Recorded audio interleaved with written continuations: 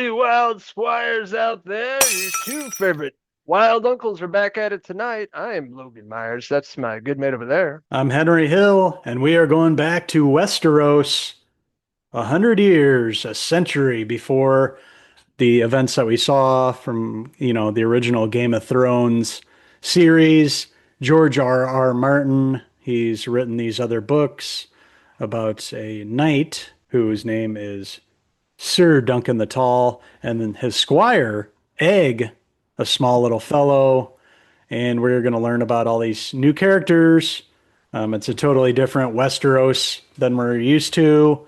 This taking a different tone than we're used to from the, both Game of Thrones and House of Dragon.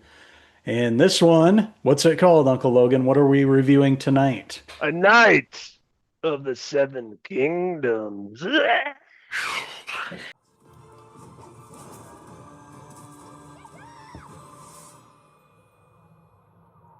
Be tall.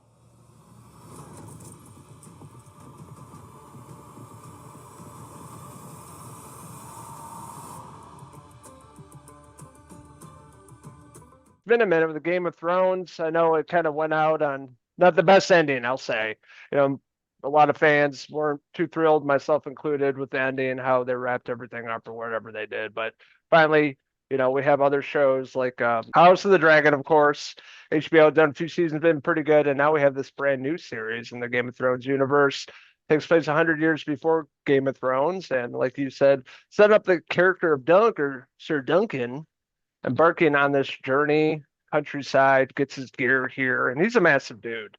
And right from the get-go of this episode, the whole tone is a little more lighthearted and funny and totally different. Not what I was expecting, because the original Game of Thrones show is pretty serious, gets dark, gets gory, gets wild, and this is like totally threw me off from the beginning of this. It kind of felt like we're going at it like more of a comedic route too. Yeah, it felt like a Monty Python Yeah. skit, really. Especially at the beginning there when it showed him like taking a shit behind a tree. His nerves got to him, and then you just see poop flying out. I was like, what? The So Eric that Idle. was, yeah, exactly. And a totally different tone, like you mentioned. Much more lighthearted. It doesn't seem as dangerous. Like there's not a lot of danger lurking.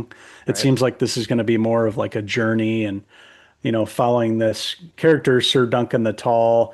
He doesn't have a lot of personality. He's kind of dull. His, mentor has passed away. It shows him burying him in the beginning. You can see how their relationship was. He kind of berated him and slapped him and treated him like he was a lesser. And, Sir Duncan the Tall wants to go kind of prove himself. So he, takes up the sword and shield, and he's heard about this tournament going on, and he's going to travel to this tournament, and hopefully there he can sort of prove himself and live up to what he's always wanted to accomplish and become this knight, this hedge knight, and live up to that, and make something of himself. And along this journey, he stops along with his horse, and he's stand, and he runs into this little boy, and that's the character of Egg, who eventually is going to join him on this journey throughout this 6 episode season. Funny you brought up Egg. I thought that was Emma Stone from Begonia in this Right. TV Yes. show. Like, had to do the double look. We're like, wait. Thought it was Emma Stone here, but yes, eventually meets up with young Egg and then going on this journey, making it to this tournament. They make it to this, I guess, dinner dancing scene, and this actor looked like a taller version of Peter Dinklage. I'm like, is that related to the Lannisters? But yeah, just a lot of funny and weird scenes and dance scenes, and like atmosphere was completely different here. So it was throwing me off. And like you said earlier, like Monty Python, it was merely a flesh wound. Monty Python, but yeah, not what I was expecting. But I will say Peter Claffey, I think is how you pronounce it. He plays the main character here of Sir Mhm. Duncan. Big dude, big Irish dude. Like I thought he Yeah. was pretty good.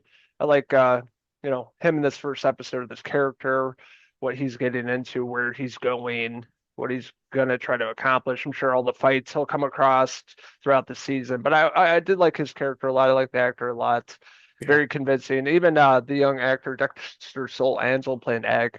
I thought they had good chemistry and they were good together. Yeah. Along that journey, you mentioned they were dancing and drinking, and he runs into that. I don't know, is he some sort of Lord Sir Lionel? Sir I Lionel. recognize that actor. He's the same actor from The Gentleman Uh, that we watched on Netflix here, and he kind of plays like this pompous kind of prick. You don't know whether to trust him at first or if he's going to kind of be the villain, but he ends up like striking a friendship, or so it seems in the episode, but it's mainly because he's loaded and they're both drinking together.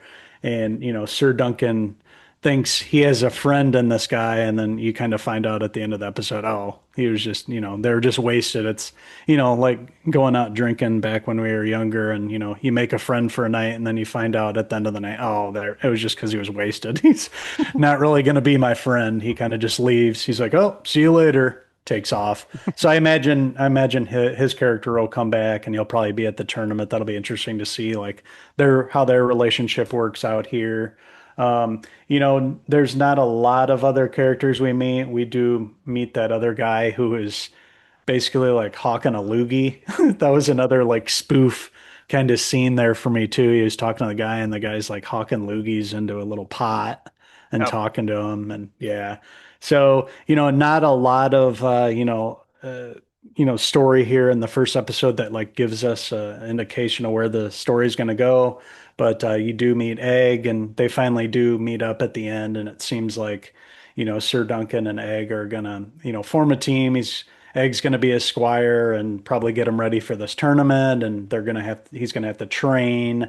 He's gonna have to, make alliances with people, in this camp where he's at. He did run into some, I guess there were prostitutes in there, and there was some funny dialogue with that. So, still too early to tell, but definitely was, a change of pace and tone with this that I wasn't expecting. I didn't know what to expect. Had heard maybe there was some more comedy in it, but didn't quite expect this. So we'll just have to see how this plays out over the next few episodes. This one episode was kind of a little introduction here. I wasn't, blown away by it. It's just kind of okay. The characters seem okay. I want to get to know them a little more, see where this goes. And, not a lot of marketing for this on HBO's side. So that gives me a little pause and makes me worry a little bit. I don't know. That's not a good sign if we didn't even really know this was coming out. They didn't do a lot of promotion for this. But maybe this will be a surprise hit. Who knows? We'll have to see how the next couple episodes play out over in the next few weeks. It's not like we mentioned, only 6 episodes. So, just judging by this first episode, just okay for me. I think I'm going to give Game of Thrones a Night of the Seven Kingdoms. I think I'll give it a 3 out of 5 egg hair pieces. Very much with you. Like it was okay. Meh.